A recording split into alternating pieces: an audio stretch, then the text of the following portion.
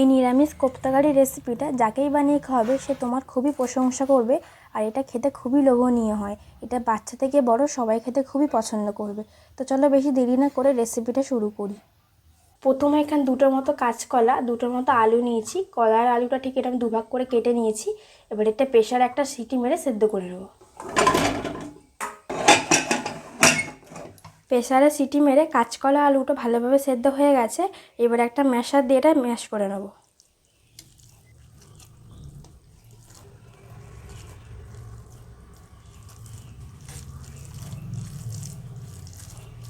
কলার আলুটা ভালোভাবে ম্যাশ করা হয়ে গেছে। এইবারে দিয়ে দেবো 1 চামচের মতো গোটা জিরে। এবারে দিয়ে দেবো 1 কাপের মতো বেসন। তারই সাথে দিয়ে দেবো 1 চামচের মতো স্বাদ অনুযায়ী লবণ। বড়াটা যাতে মচমচে হয় তার জন্য দিয়ে দেবো 1/2 চামচের মতো খাবার সোডা। সবগুলো উপকরণ ভালোভাবে এবারে মাখিয়ে নেব।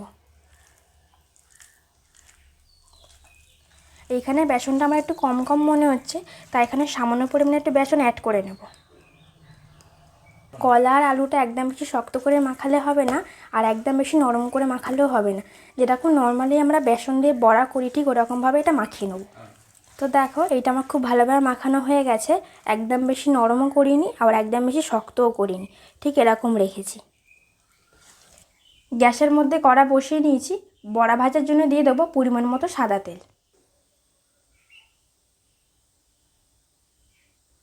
তেলটা ভালোভাবে গরম হয়ে গেছে।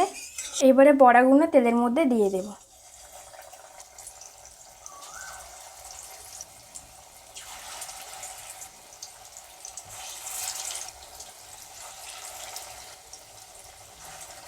বড়াগুলো এপিট ওপিট না লাল হওয়া অবধি ভেজে নেব। বড়ার এক পিঠটা হালকা লাল হয়ে গেছে, এবার অপর পিঠ ঘুরিয়ে দেব।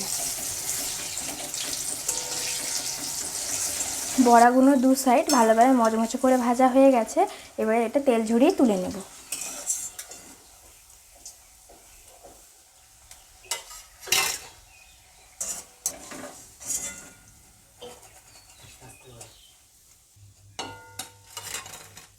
সেম একইভাবে সবগুলো বড়া করে নেব। সবগুলো বড়া ভাজা হয়ে গেছে। এবারে বড়াগুলো এক সাইডে রেখে দেবো। ওই একই তেলে দিয়ে দেবো ফোড়নের জন্য 1টার মতো শুকনো লঙ্কা আর 1টার মতো তেজপাতা। এটা তেলের মধ্যে দিয়ে দেবো। এইখানে 2টো মতো টমেটো কুচি করে নিয়েছি, এটা তেলের মধ্যে দিয়ে দেবো।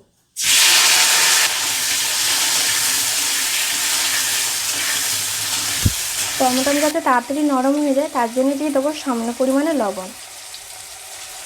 এখানে মিক্সির মধ্যে 2টো মতো কাঁচা লঙ্কা আর সামান্য পরিমাণে একটু আদা নিয়েছি, এটা মিক্সির মধ্যে পেস্ট করে নেব।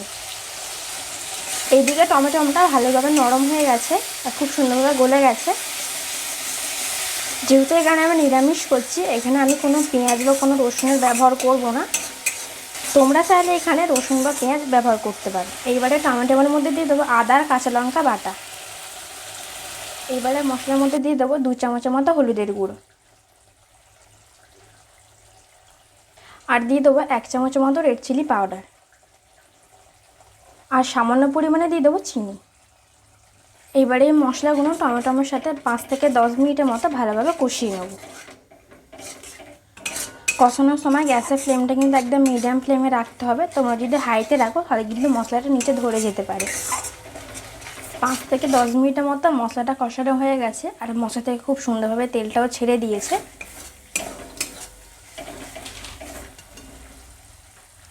এইবারে পরিমাণ মতো জল দিয়ে দেবো।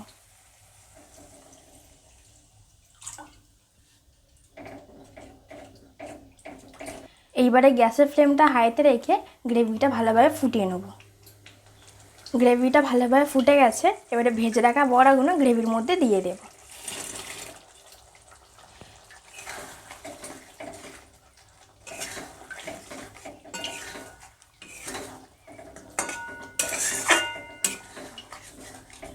নামানোর আগে 1 চামচের মতো বাটা দিয়ে এটা নামিয়ে নেব। তো এই নিরামিষ কোপ্তাকারি রেসিপিটা তোমাদের কেমন লাগলো আমাকে অবশ্যই লাইক করে কমেন্ট করে জানাতে ভুলো না। দেখা হচ্ছে অন্য কোনো ভিডিও নিয়ে মায়ের ছোট্টই রান্নাঘরে।